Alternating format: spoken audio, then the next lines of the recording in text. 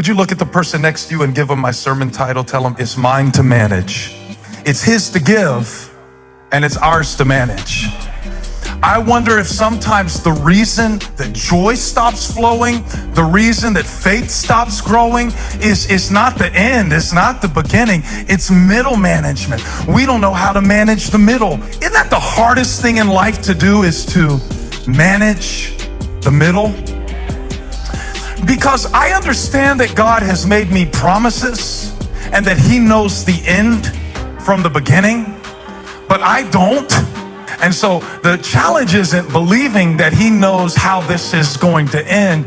My challenge is standing in the middle and believing that what he spoke is indeed significant. You have a testimony. There are things that God has done for you that only he could do, and nobody else can tell it for you, and nobody else can tell it like you. We need to manage our miracles. God has been good to us. God has been more than enough. He is a provider. He is Jehovah Jireh. He did bring you through. He is a great king. He is a good father. You can't fight today's devils if you don't have today's testimony. There needs to be a current work that God is doing in your life. Yes, he saved me, and I want to talk about that. But what is he doing in my life today?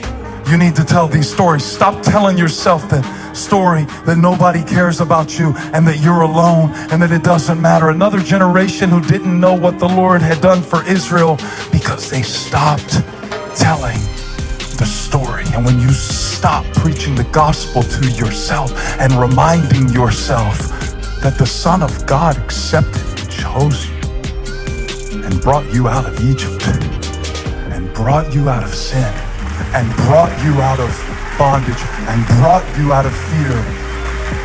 When you stop telling that story, you lose your strength.